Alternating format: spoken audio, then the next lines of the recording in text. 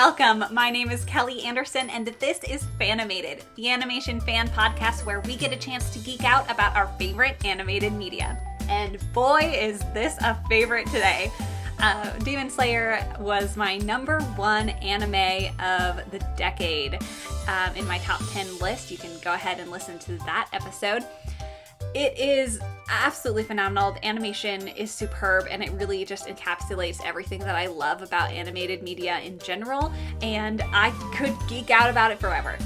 So this episode is actually kind of shorter, and it is spoiler-free for the most part, kind of. It's light on spoilers. We don't go too deep into everything because I want you guys to go watch it yourself and experience it yourself without getting any major things spoiled. So this episode was also recorded during our My Hero Academia episode that Nathan and I did. We were just talking about what we were watching recently at the end of the episode like we normally do, and we ended up talking about Demon Slayer for 20 minutes. So I figured let's just make it its whole own episode. So I hope you enjoy this kind of shorter format and the spoiler-free nature. Again, I hope that you watch it, and please let us know if you do, because I love to geek out about it with everyone. So we have lots of awesome stuff to get into in this episode, so let's get started and let's get animated.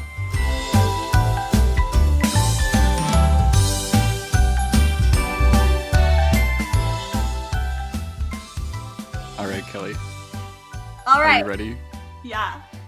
So, I listened to this podcast that recently released some top 10 of the decade lists, and the number one anime of the decade from that podcast was an anime series called Demon Slayer.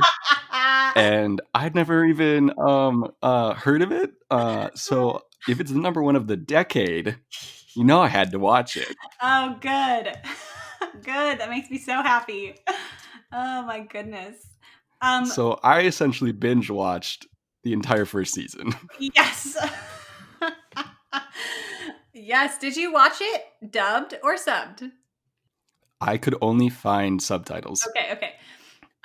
So I've only just started rewatching it with the dubs, and it feels a little different, but the subs are great. Yes. So what did you think of it? It is, of course, yes, my number one top anime that released this decade, even though it just released last year at the end. So what did you think? So it's good. It's very good.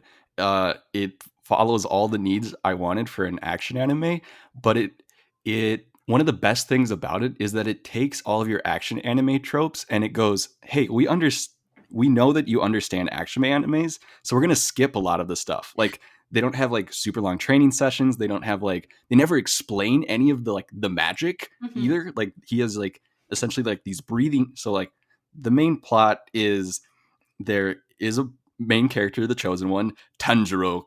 Yes. And his family is essentially killed by demons, except for his sister, who has been turned into a demon. And so he has to essentially join the Demon Slayer corps to become this ultimate samurai character. And the ultimate samurai characters all have these different breathing techniques, which give them essentially, powers and whatnot. So him and his sister, who's a demon, who they're trying to go kill other demons, but they've Nezuko, his sister, has never killed any humans, so she's okay but still on rocky ground.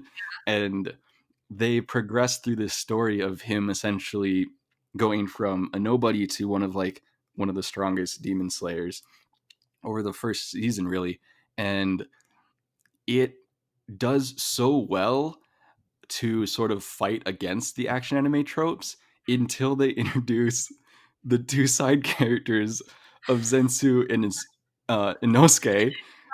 And Inosuke is this boy who lived in the woods who has a boar head on, and then he just wants to fight everything, and he's my favorite.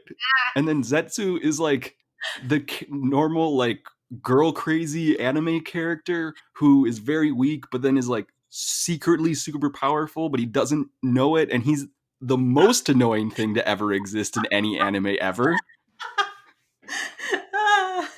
Like, I literally want, like, if we had to give up Inosuke, who I love very dearly, to get rid of Zetsu, I would. Like, I Oh don't like either of them.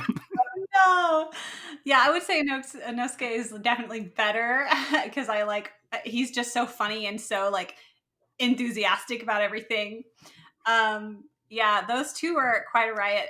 Inosuke is the D&D hero that I love to play, It's like who's just like, let's rush in and punch everything. this rushes in. That is him, basically.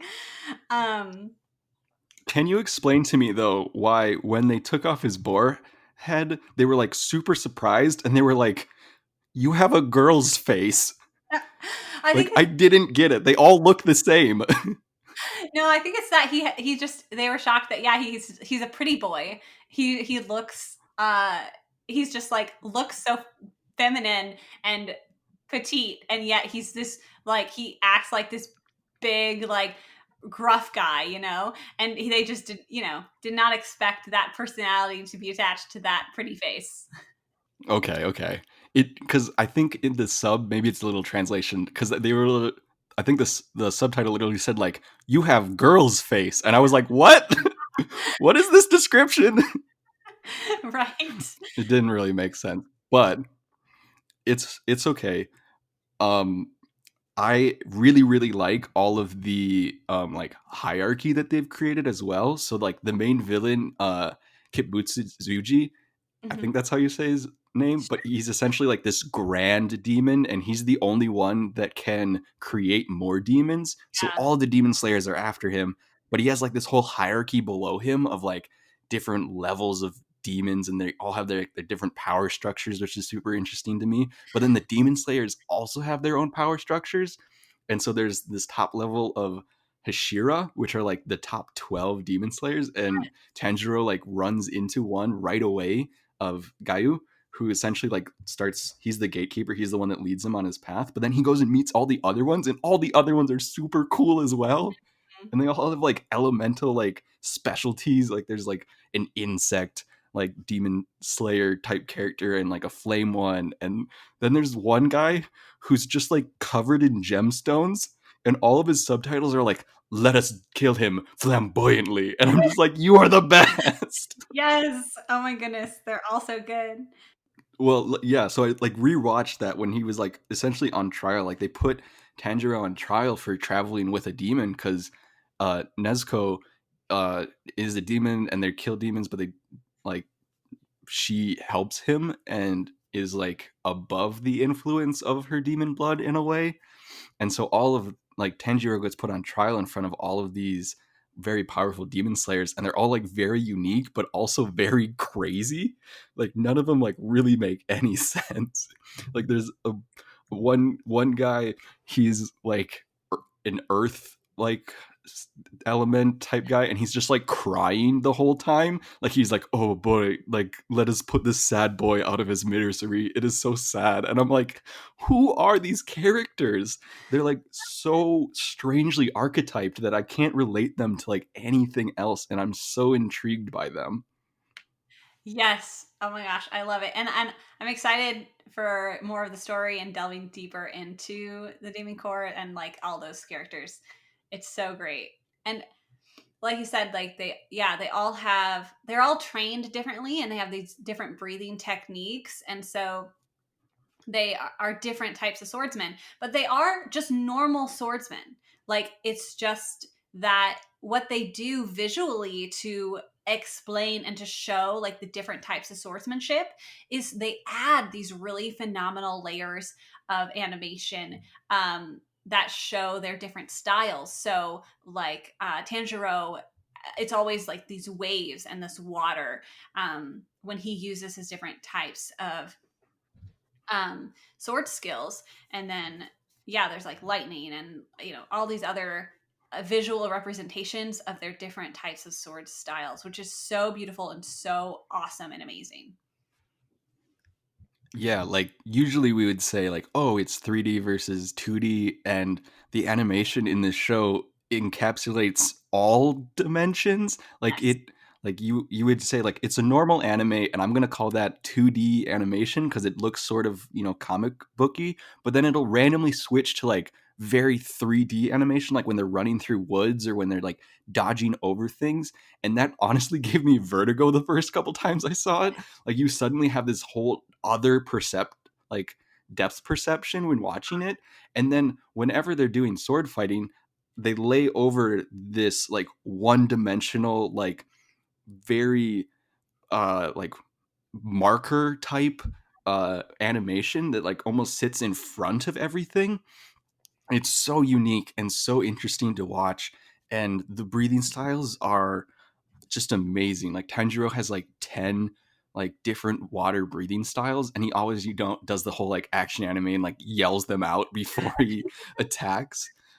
um and some of them are like very like violent and like twisting and turning, and everyone is getting chopped up. But then one of my favorite moments is uh in when they're fighting this like the spider demons, and Tanjiro like sees that he has an opening against one of the like spider demons, and sees that she is scared, and like suddenly like essentially like pulls his punch, and he turns into breathing technique, uh like Gentle rain. peaceful rainfall, and like gentle rain, and the whole like super intense action anime just like goes silent, and it's just him flying in like essentially and then there's like a light beam behind him, and he just like moves past the demon, and then the demon just like smiles and then falls down dead in like very peaceful way.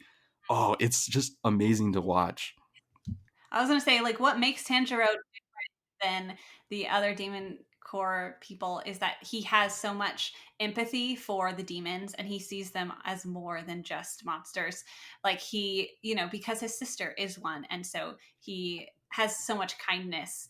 And that's something that even his master is like, that's gonna be bad for you, but I think is his strength.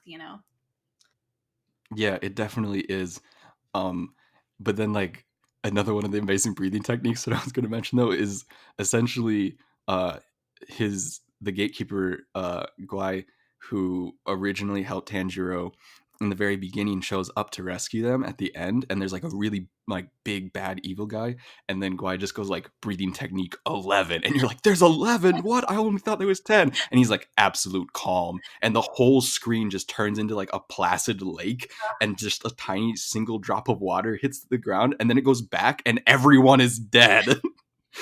So good. Like he didn't even move. It's so good. Gosh, yes, yes, it's phenomenal. And again, with the animation, like what makes me so hyped about this show is not only is it a phenomenal story, and I can't wait to see where it goes, but again, the animation is absolutely breathtaking. It's superb. It is top tier. It is like uh, beyond anything I've ever seen, especially in an anime. Like it's not like a lot of anime have a lot of like big budgets or anything, okay? But this is produced by Ufotable, and they have always done amazing things with 3D animation, and this is no exception. Like they're just like breaking the boundaries, and like doing so much 3D stuff. Like I think it's the second episode is when I first was like, oh my gosh, yes, this animation is killer. He's like, he has to run down the mountain and like get through all these traps, right? And there's this shot, it's like what they can do with the camera work, and like the camera moves like under a branch and around him and like up and over, and he is like running down this mountain, and it's absolutely phenomenal. And then one of my favorite parts too Yeah. um, is when they're fighting the demon that's in that house, and he's changing the rooms around.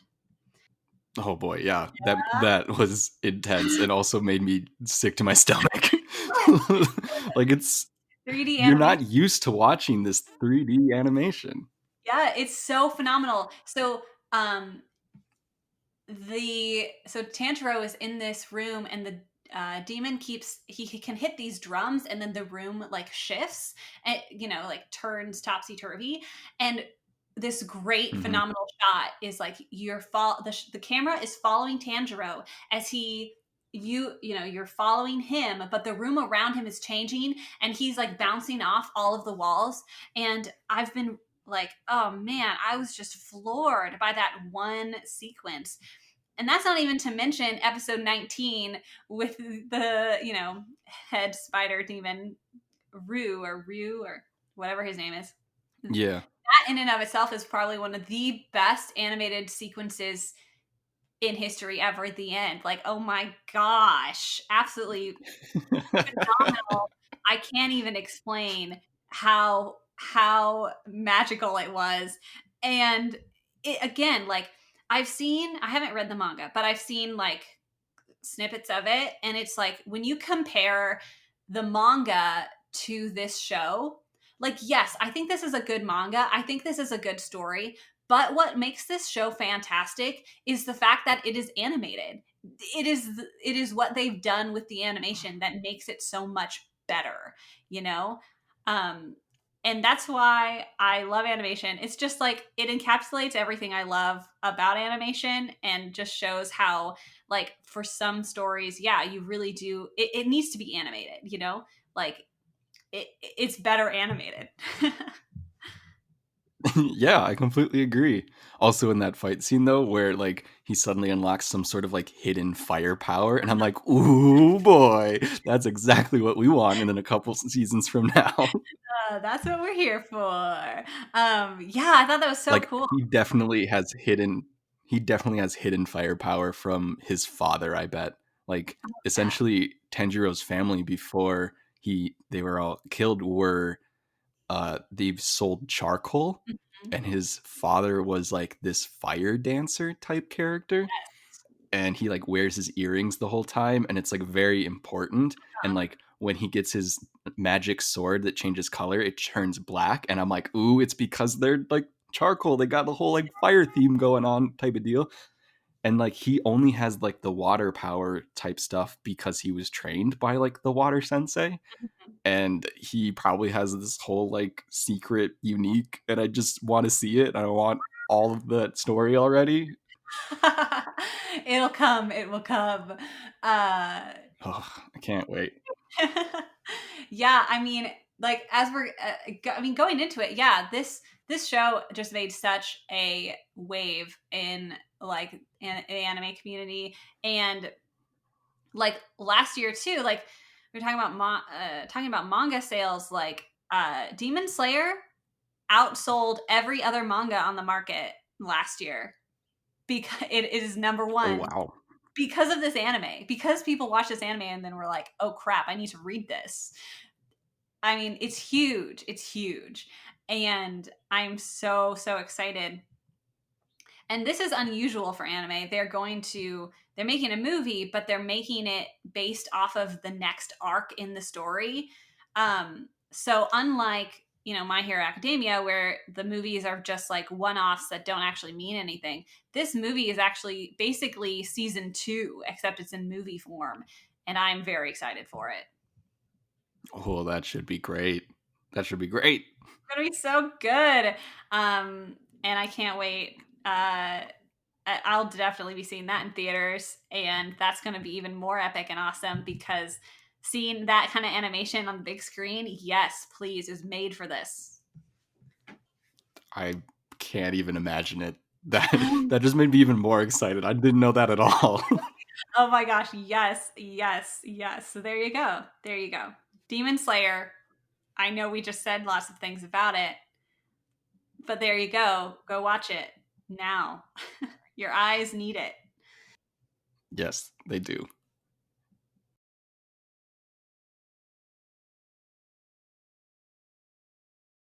All right, so that concludes my conversation with Nathan about Demon Slayer. Again, we were just talking about this during our last episode together about My Hero Academia. So that's just kind of our little snippet from talking about what we were watching. But I have a few more things to say that we didn't really get to. One of which is to just talk about Zenitsu for a little bit, because we briefly mentioned him. He's not Nathan's favorite character, but he is very endearing in his own right. So Zenitsu is the same age as Inosuke and Tanjiro, and he is also a demon slayer. His breathing technique is the thunder style, so it's like there's lightning and it's very quick, just like, lightning and thunder. And he's actually a huge coward, and he is always thinking that he's going to die because he doesn't even understand his own abilities. The only way his abilities actually trigger is when he is sleeping. And so he'll be so afraid that he goes unconscious, and then his unconscious self will perform these miraculously phenomenal swordsmanship feats. It's absolutely incredible. And absolutely ridiculous and funny that he never remembers that he can do all of this amazing stuff. So he's just this demon slayer, and he's like, I'm going to die because I have no power, and yet he definitely does. I also can't make this episode without giving Nezuko a little more attention. She is, without a doubt, another huge reason why this show is so popular. She is so cute and so adorable and so BA. So Nezuko is the only surviving member of Tanjiro's family, and yet she is a demon. She was turned into a demon. She refuses to hurt other humans, which is great, but Demon Corps still is very wary of her and is like, if anything goes wrong, you have to be willing to kill her. Nezuko and Tanjiro, their relationship really is the heart of the series, and I mean, it is the purpose, is the reason why they are doing what they're doing, trying to, kill the demons and find a way to turn Nezuko back to a human. It really, really gives a lot of Full Metal Alchemist vibes in that way. It's two siblings going on an adventure to regain their humanity. Brilliance all around. And of course, they're uncovering all these hierarchies, like we mentioned, and there's all this other stuff going on. So it definitely gives me lots of Full Metal Alchemist vibes, which I absolutely adore. And so if you like Full Metal Alchemist, you should be watching this show. Anyway, back to Nezuko. She's adorable, and yet she's also super, super powerful. So whenever Tanjiro is in a bind, she will come out and totally wreck the joint. So she is a demon, so she has all those powers, but she also can't be in the sun. So if she's in the sun, she will, fade away, as the demons do. So Nezuko lives in this little box that Tanjiro carries on his back. And it's super, super cute when she shrinks down into this little size to fit into the box. And then she's just adorable and cute. And she just does lots of cutesy, fun little things. Zenitsu, of course, is totally after her, because Zenitsu, like we mentioned, is just a girl crazy anime character. And Nezuko is, one of the girls that's there all the time, part of their little posse. All right, we said we're not doing too many spoilers, so I won't spoil it, but she definitely has some pretty crazy powers that are awoken. Her demon blood powers are super amazing, super cool, and I cannot wait to see more of it. So a little bit about the production. I already mentioned Ufotable and their 3D animation awesomeness, and that episode 19 is probably one of the best animated episodes of all time, at least in my opinion. And I made a little compilation of some of the scenes that we talked about, and some of the scenes that I think are the best showcase of Demon Slayer and what the animation has to offer, and that is on our YouTube channel, Fanimated Media, or you can follow us on Instagram or TikTok or Twitter or wherever at Fanimated Podcast. We're at Fanimated Podcast, and I have this little compilation there so you can watch it, and if that does not convince you to watch the show, I don't know what will. So definitely watch that little video, because I'm telling you, I just need everyone to watch it so they can geek out with me. Thank you. As I mentioned in the top 10 of the 2010s episode, Demon Slayer actually was trending on Twitter back when episode 19 came out because it was that crazy, amazing, awesome, and I cannot emphasize it enough. You need to watch this show. So anyway, Demon Slayer is a manga written and illustrated by, I'm going to butcher this, Koyoharu Nope, I'm not even going to try. So Demon Slayer has been serializing in Weekly Shonen Jump since February 2016. There are 19 volumes at the time of this recording of the manga. And like we mentioned, it was the highest selling manga in 2019 with over 12 million sales last year alone.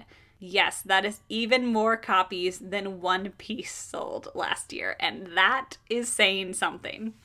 So Demon Slayer has over 40 million manga sales sold overall time. I don't know. It's hard with manga because there's One Piece where it's just like way too many to even comprehend. And then there's like My Hero Academia, which is still really popular, but hasn't sold as much. So, you know, we're all over the place here. So the anime director, Haru Sotosaki, also directed Tales of Zestiria the X, and was a key animator on Full Metal Alchemist Brotherhood. So there you go. The music of Demon Slayer is also freaking phenomenal and like makes such an impact. Like the sound design and the music in this show, like it truly is, every piece of this show is like comes together to create this absolutely incomprehensible whole that is just an absolute experience to watch. So goodness gracious me. The music is composed by Yuki Kajura, and she's done Madoka Magica, Fate Zero, Sword Art Online, the list goes on and on and on.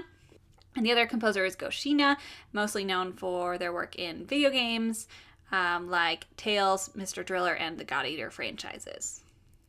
Like we mentioned, the movie is coming out in Japan in October of this year. Really crossing my fingers, hoping that does not get delayed because of COVID-19, but we shall see because we just have to be prepared for anything. And I'm hoping that by the time it comes out in the US, I can see it in theaters because like we mentioned, this is the movie to see in a theater. Like this is the animation that I want to view on the big screen for sure, and I absolutely cannot wait. So thank you so much for joining us on this little shorter episode of Demon Slayer. We didn't get into too many spoilers, didn't go too deep for you so that you can go ahead and enjoy it yourself and let us know what you think. We'll definitely be talking about Demon Slayer in the future more because, like I said, it's my favorite series that came out in the 2010s. And I mean, there's going to be so much more to say when more stuff comes out. But since there's only one season and there's still so much to learn and find out, and obviously there's a lot that we didn't talk about, it was just kind of nice to do kind of a brief little overview, and hopefully that will encourage more people to watch it, because the more people that watch it, the more episodes we'll get. So thanks again for listening. You can follow us at Fanimated Podcast on all the social medias. We're Fanimated Media on YouTube.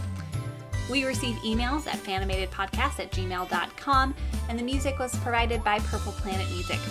Thank you again, Nathan, for joining me this week, kind of, except it was last episode, but thanks again for giving me all your thoughts on Demon Slayer. I know Nathan is currently watching Attack on Titan, so when he watches that, we will also talk about Attack on Titan. I cannot wait. I personally am currently rewatching Tangled the series, and so we have multiple episodes actually about Tangled the series coming out soon, so definitely keep an eye out for that. And in the meantime, stay tuned and stay animated. Bye!